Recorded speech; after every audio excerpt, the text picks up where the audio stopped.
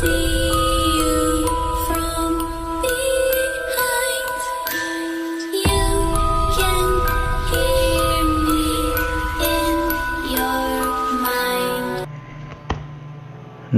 दोस्तों, स्वागत है आपका हमारे YouTube चैनल हॉरर डिस्प्ले में। मैं हाजिर हूँ फिर एक नई दिलचस्प हॉरर मिस्ट्री कहानी के साथ। ये कहानी एक सनकी हत्यारे की है। ये कहानी कृपया आप अंत तक जरूर सुने, क्योंकि हर एक सेकंड पिछले वाले सेकंड से ज़्यादा दिलचस्प होता चला जाएगा। तो ज़्यादा समय वेस्ट न करते हुए मैं कहानी स्टार्ट करता हूँ। तो इस कहानी में कुछ मुख्य किरदार हैं। पीटर, उसकी बीवी जेनी, उसका लड़का नेथन और उसकी बीवी लवली।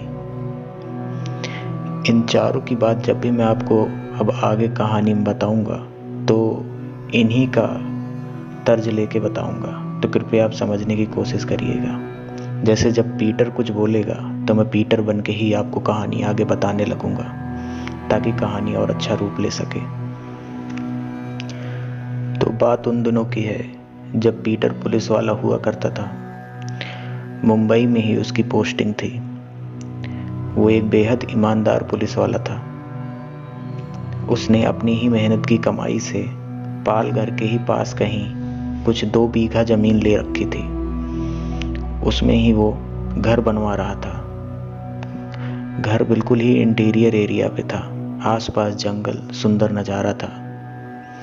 उसने सोचा कि बुढ़ापा अच्छे से कटेगा। तो पीटर रिटायर हो चुका था।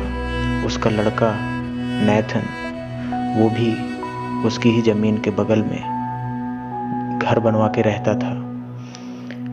पीटर का रिटायर होने के बाद रोज़ रूटीन ये था कि वो रोज़ शाम को नेथन के पास उससे मिलने, उसके लड़के सैम और उसकी बीवी लवली से मिलने ज़रूर ही जाता था। वहीं बात अगर मैं पीटर की बीवी जेनी की करूं, तो जेनी एक प्रोफेसर थी। उसको रोज अपने काम पे निकल जाना होता था। तो पीटर अपनी बोरियत को ख़त्म करने के लिए नेथन के पास चला जाता था। इसी तरह दिन गुजर रहे थे। वो रोज सुबह उसकी बीवी काम पे जा चुकी थी।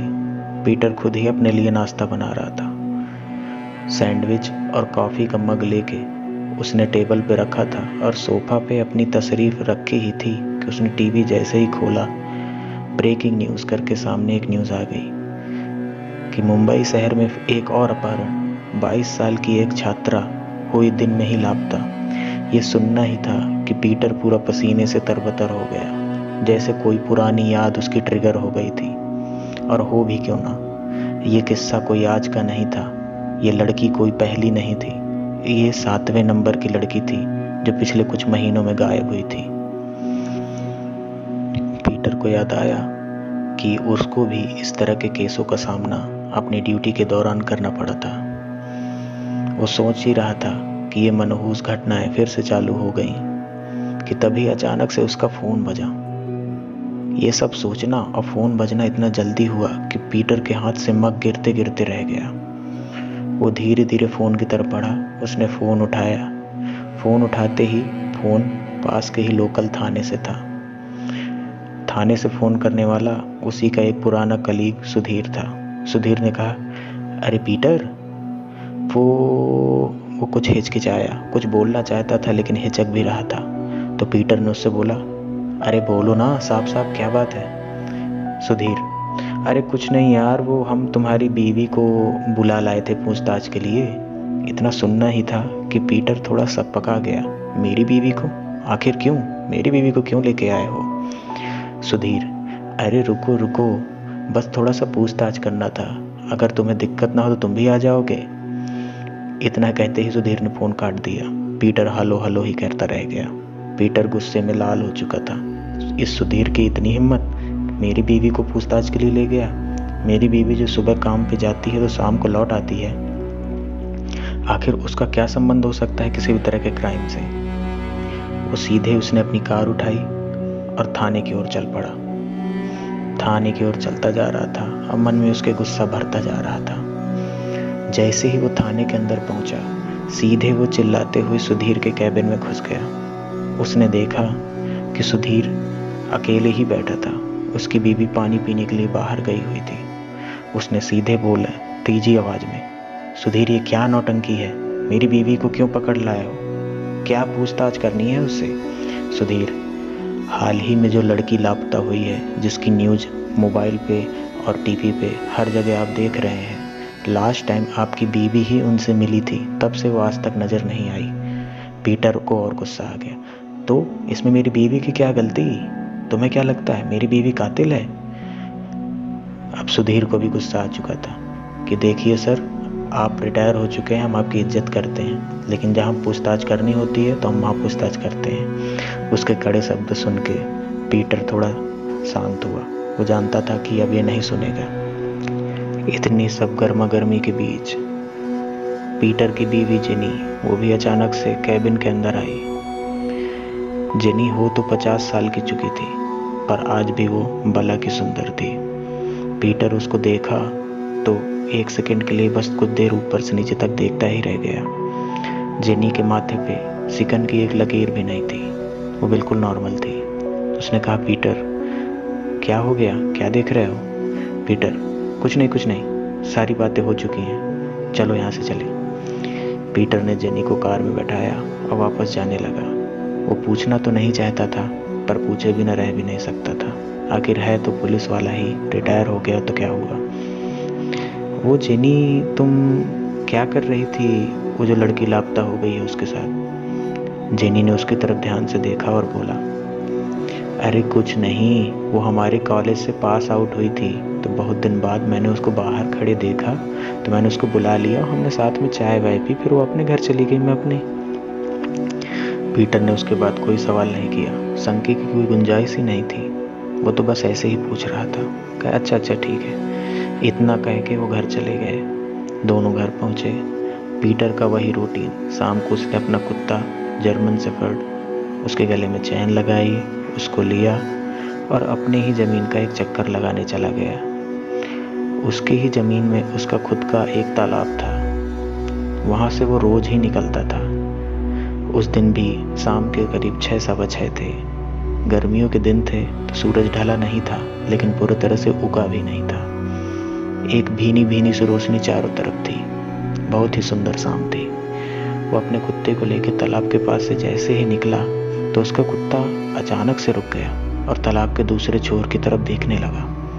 बस वो देख रहा था और अचानक से ही भौंकना चालू कर दिया। उसके भौंकने से पीटर थोड़ा सत्ते पे आ गया कि आखिर इसको आज क्या हो गया। पीटर, क्या हो गया तुझे? पागल हो गया क्या? क्या देख रहा है उधर? पीटर अपना चश्मा घर में ही भूल गया था, पर पीटर को ये समझ आ रहा था कि तालाब के दूसरे छोर पे कोई तो खड़ा है। वो लगातार आंखें गड़ा के देखता जा रहा था, पर उसे कुछ समझ नहीं आ रहा था। उसका कुत्ता अचानक से वो भी भौंकना बंद करके रोने जैसी आवाज निकालने लगा, पर पीटर ने ज्यादा ध्यान नहीं दिया। वो अपने कुत्ते को कॉलर पकड़ा और घसीटते हुए आगे ले गया। ऐसे ही रास्ते में चल ही रहा था। नेथन का घर भी आने ही वाला था, तो उसको एक पुरानी याद ने अचानक से ही अपने अंदर ले लिया। उसको अपनी भांजी निक्की की याद अचानक से ही आ गई। वो भी लगभग 20-21 की ही रही होगी, जब आज से 2 साल पहले अचानक से ही कहीं गायब हो गई थी। अपने घर में निक्की सबसे ज़्यादा पीटर के ही करीब थी, तो सबसे ज़्यादा दुख भी बेचारे पीटर को ही होना था। पर ऐसा सोचते ही सोचते कब नेथन का घर आ गया पता ही नहीं चला। सामने से उसका पोता सैम दौड़ते आया और उसकी गोद में चढ़ गया। सैम को गले लगाना ही था कि पीटर अपनी सारी चिंताएं भूल गया। वो दिन ऐसे ही चला गया। वो वापस अपने घर आया, अपनी बीवी जेनी से बात की, नॉर्मल रूटीन की तरह रात में खाना खाए और सो गया। कुछ दिन ऐसे ही सामान्य रूप से निकल गए। पीटर सब कुछ भूल चुका था। वो रोज रूटीन की तरह शाम को अपने कुत्ते के साथ अपनी ज़मीन पे घूमने निकला था। तालाब के पास पहुंचते ही अचानक से उसकी इच्छा हुई कि चलो आज तालाब के दूसरी तरफ भी घूम लेते हैं। वहाँ पे पहुँचने पे उसको एक ट्री हाउस, उसमें लगी एक चिड़िया और कुछ पुरानी यादें वहीं पे पड़ी मिली। ये ट्री हाउस उसके लिए अनजान नहीं था। बचपन में नेथन को एक बीमारी थी। ये एक रेयर बीमारी थी जिसके चलते वो घर में हर चीज़ों में छोटी मोटी चीज़ों को खेलते खेलते उसमें आग लगा दिया करता था। आग ज़्यादा गंभीर नहीं हुआ करती थी, पर नेथन को इससे खतरा हो सकता था, इसलिए पीटर ने घर के बाहर ही उसको खेलने के लिए एक ट्री हाउस बनाया था। पीटर और नेथन ने बचपन में काफ़ी अच्छा समय वहाँ पे बिता रखा था। नेथन का बचपन लगभग ट्री हाउस के पास ही बीता था। पीटर ये सब यादों से उबर पाता कि अचानक से उसने कुछ ऐसा देखा कि उसके रोंगटे खड़े हो गए, उसके पाँव मानो जम से गए, उसका कुत्ता भी अचानक से ही रुक गया। उसने ध्यान से देखा कि ट्री हाउस में सीढ़ियाँ लगी हुई है, पर यह कैसे हो सकता था? नेथन अब बड़ा हो चुका था, वो कई सालों से इधर खेलने नहीं आया था। अब इतना बड़ा हो गया, वो खेलेगा थोड़ी, फिर ये सीढ़ियाँ किसने लगाई? वो बिल्कुल जाम हो गया वहीं पे। उसने सोचा कि ये सीढ़ियाँ लगी है तो ज़रूर इसके ऊपर भी कोई चढ़ा होगा। उसके दिमाग में मानो कई सारी बिजलियाँ एक साथ कड़क गईं, कई सारे ख्याल एक साथ नाच गए। हाल ही में होने वाले हादसों के चलते उसका दिमाग सक्की भी हो चला था। उसने नीचे से ही आवाज़ लगाई, कौन है ऊपर? नीचे आ जाओ, मैं एक पुलिस वाला हूँ, नीचे आओ अभी। पर ट्री हाउस से कोई आवाज़ नहीं आई। उसने फिर बोला, मैं लास्ट बार कह रहा हूँ, मेरे पास गन भी है, नीचे आ जाओ वरना मैं ऊपर आ जाऊँगा। इतना बोलने पे भी ट्री हाउस से कोई आवाज़ नहीं आई। फिर उसने हिम्मत करके सीढ़ियाँ में अपना पहला कदम रखा। उस लकड़ी की जर्जर सीढ़ियाँ में वो धीरे धीरे चढ़ ही रहा था कि 3 सीढ़ियाँ चढ़ा तो ऊपर से एक भयानक बदबू आई। ये बदबू एक पुलिस वाले के लिए अनजान नहीं हो सकती थी, क्योंकि ये एक लाश की बदबू थी। पीटर के हाथ पांव बिल्कुल फूल से गए। वो जानता था कि ट्री हाउस में किसी की लाश पड़ी है। वो ऊपर चढ़ ही रहा था कि पीछे से अचानक से गोली चलने की आवाज़ आई। तेज गोली चलने की आवाज़, पीटर का चौंकना, सब एक साथ हुआ और कमज़ोर सीढ़ियाँ टूट गई। पीटर धड़ाम से नीचे गिरा। उसका सिर फट चुका था, उसके सिर से बहुत खून निकल रहा था। आंखों के सामने 8-10 सेकंड के लिए अंधेरा छा जाने वाला था, पर उसको एक परछाई नजर आई जो कि गन लिए उसके पीछे खड़ी थी। पीटर ने जोर लगा के देखने की कोशिश की तो उसका लड़का नेथन ही था। पीटर बस बेहोश होने ही वाला था कि बेहोश होते हुए उसने बोला, नेथन, ये क्या कर रहे हो? इतना कह के पीटर बेहोश हो गया। पीटर की जब आँख खुली तो अस्पताल में था। नेथन उसके सामने ही खड़ा था। पीटर ने बोला गुस्से से, नेथन, ये क्या बचपना है? तुमने गोली क्यों चलाई? नेथन, पापा आपने ध्यान नहीं दिया क्या? टॉमी को एक तेंदुआ पकड़ के ले ही जाने वाला था। अगर मैं पीछे से गोली न चलाता तो वो टॉमी को मार देता। पीटर, अच्छा, मैंने तो ध्यान नहीं दिया। चलो अच्छा, चलते हैं यहाँ से, मुझे कुछ काम है। इतना कह के पीटर उठने लगा। नेथन, अरे पापा, अभी आप ठीक नहीं हैं, कुछ देर आराम करिए, अभी आपके सिर से काफ़ी ब्लड लॉस हुआ है। पीटर, अरे नहीं, मैं रुक नहीं सकता, घर में कुछ अर्जेंट काम है, शायद मैं ताला भी लगा के नहीं आया था। पीटर बहाने बना रहा था। उसका मकसद तो ट्री हाउस के पास जाना था, पर जैसे तैसे जिद करने के बाद पीटर डिस्चार्ज हो गया। डिस्चार्ज होते ही वो कार से तेजी से अपने घर वापस जाने लगा। वो घर पहुंचा, उसकी बीबी जेनी बाहर ही उसका गुस्से से इंतजार कर रही थी कि तुम लोग मुझे कुछ समझते भी हो? मुझे बताना भी जरूरी नहीं समझा? तुम्हें सिर में चोट कैसे लग गई? पीटर, अरे कुछ नहीं, तुम घर में पहुंचो, मैं आता हूँ, मैं अपना मोबाइल वहीं छोड़ आया। पीटर ने बहाना बनाया। वो ट्री हाउस के पास पहुंचा। ट्री हाउस के पास जैसे ही पहुंचा तो उसने देखा ट्री हाउस धू धू करके जल रहा है। किसी ने उसमें आग लगा दी। पीटर का दिमाग काम ही नहीं कर रहा था। उसने सोचा कि नेथन तो हो ही नहीं सकता, क्योंकि नेथन तो मुझे लेकर अस्पताल गया था। फिर भी उसने फायर ब्रिगेड को फ़ोन लगाया। फायर ब्रिगेड के साथ साथ पुलिस भी आई। आधी जली लाश ट्री हाउस से बरामद हुई।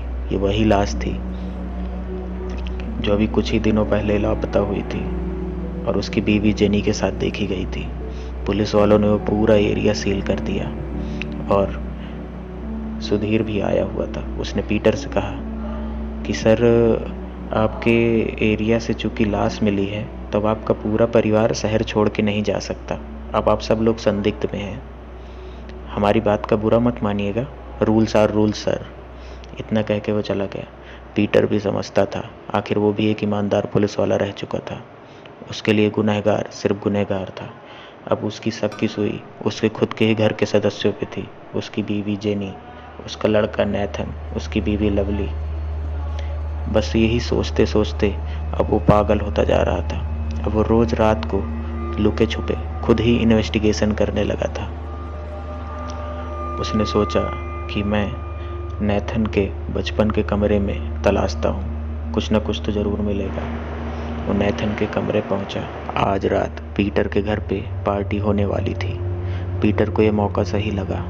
उसने कहा कि मेरे घर पे पार्टी से अच्छा हम नेथन के घर में पार्टी कर लेते हैं। जिनी भी मान गई। तो जिनी, नेथन, लवली, पीटर और नेथन का लड़का सैम सब नेथन के ही घर पे पार्टी में थे।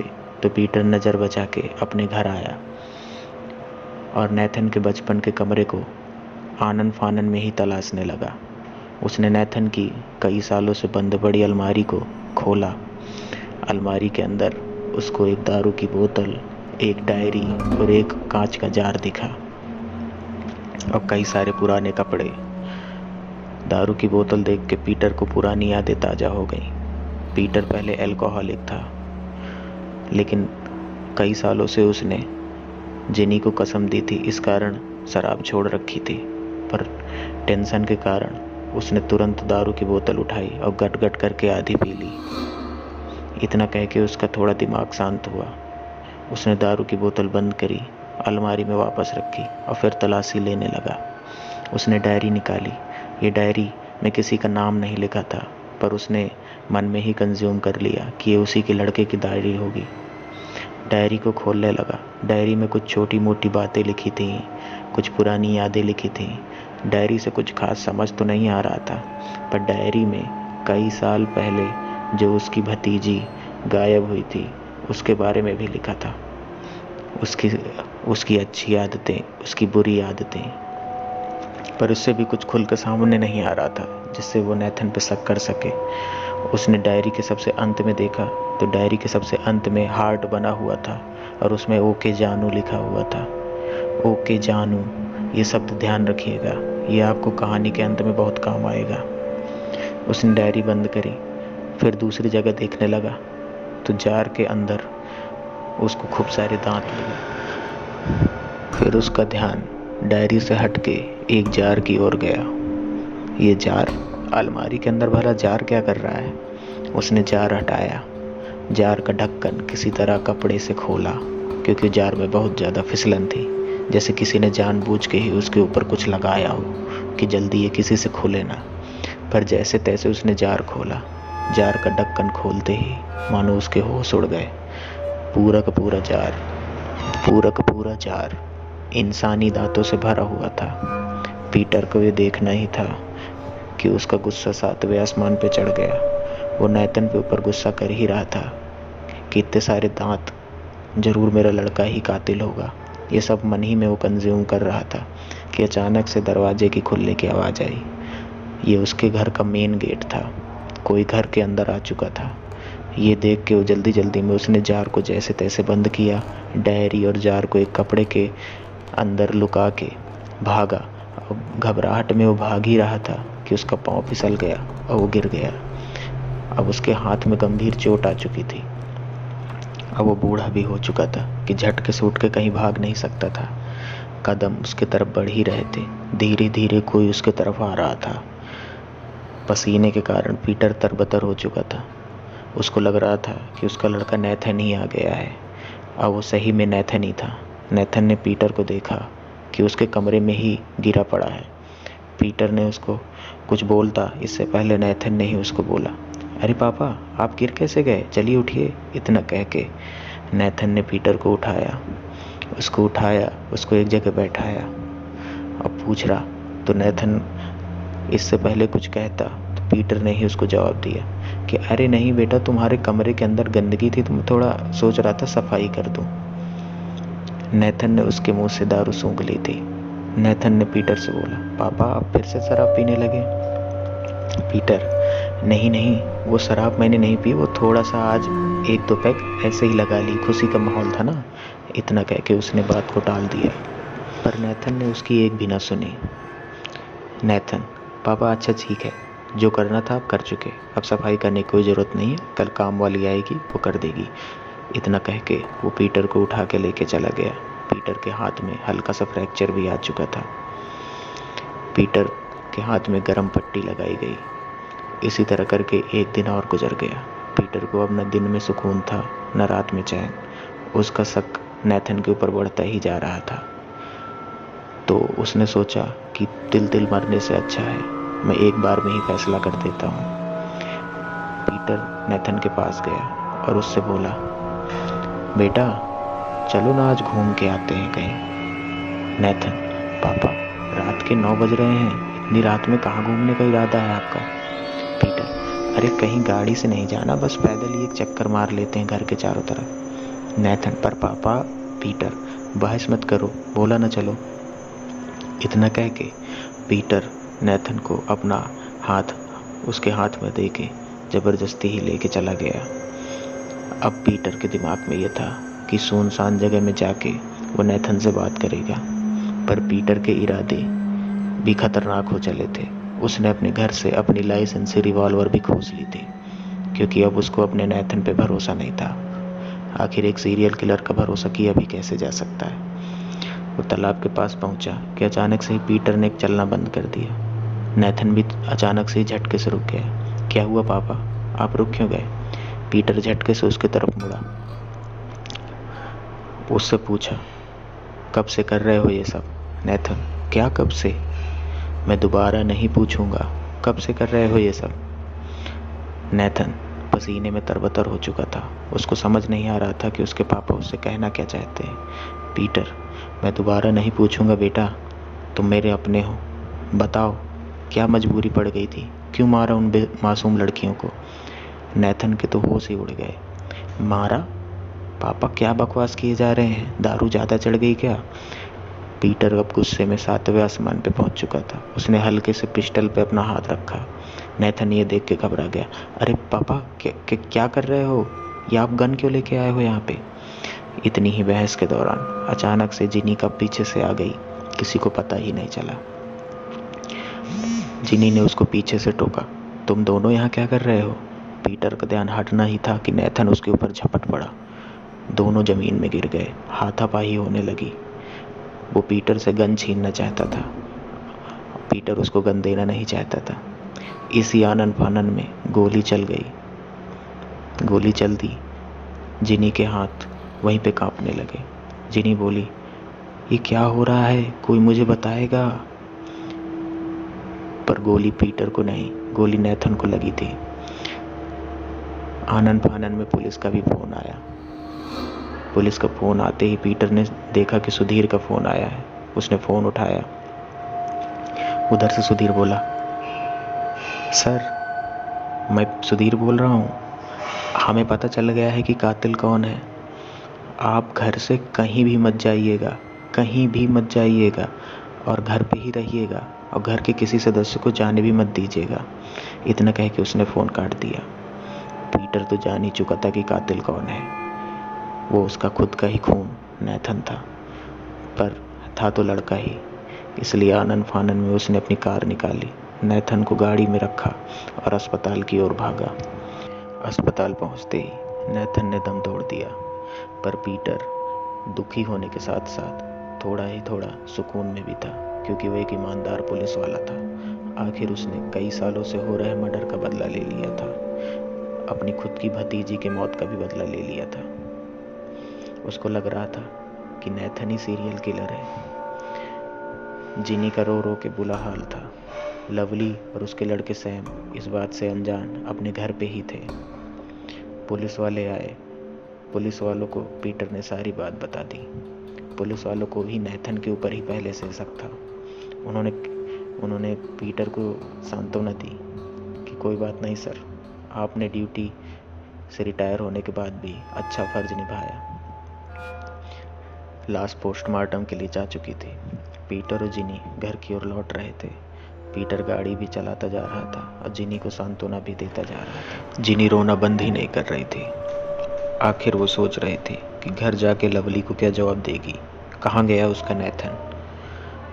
पर पीटर ने उसको समझाया कि तुम्हारा लड़का एक सीरियल किलर था, उसने कई सारी लड़कियों के बेरहमी से मर्डर किए थे। मुझे उसकी डायरी भी मिली और एक कांच का जार भी। जिनी ये सब सुनते ही आकस्मिक रूप से शांत हो गई। उसका ये शांत हो जाना पीटर को भी अच्छा तो नहीं लगा, पर फिर भी वो सुकून में था कि चलो अब इसने रोना तो बंद किया। पीटर ने जिनी को लवली के घर में उतारा और कहा, तुम जाओ, लवली को पास रहो, उसको तुम्हारी ज़रूरत है। मुझे थोड़े थाने में काम है, मैं होके आता हूँ। जिनी ने गाड़ी का दरवाज़ा बंद किया। जाते जाते पीटर ने गाड़ी का कांच खोला और पीटर ने बोला, आई लव यू जिनी। जिनी ने रिटर्न में बोला, ओके जानू। इतना बोल के वो जाने लगी। पीटर के अचानक से ही पूरे शरीर में बिजली कौंध गई। उसने तेजी से फिर से जिनी को चिल्लाया, जिनी रुको, अभी क्या बोला तुमने? जिनी ने बोला, ओके जानू। इतना बोल के वो हल्के से उसके तरफ देख के हंसी। ये हंसी कोई साधारण हंसी नहीं थी, किसी पागल की हंसी लग रही थी। जिनी ने ऐसे ही हंसा और मुड़ी और सीधे चली गई। पीटर मानो लूटा लूटा सा उसकी तरफ देख रहा था। उसको समझ नहीं आ रहा था कि अब वो करे तो क्या करे। उसने ये समझने में काफ़ी देर कर दी कि कातिल उसका लड़का नहीं, उसकी बीवी थी। पर उससे भी क्या फ़र्क पड़ता, बीवी के खोने में भी उसको उतना ही दुख होता जितना अपने लड़के को। अब उसको पूरा जीवन अपना गिल्ट में ही बिताना था कि वो अपने बच्चे को तो खो ही चुका है, पर अपनी बीवी को नहीं खो सकता। इसी के साथ मैं ये कहानी ख़त्म करता हूँ। जल्दी मिलेंगे अगली रोमांचक कहानी के साथ। अगर मेरी कहानी पसंद आई हो तो लाइक करिए, कमेंट करिए, सब्सक्राइब करिए। आपका एक सपोर्ट मुझे बहुत हिम्मत देता है। धन्यवाद।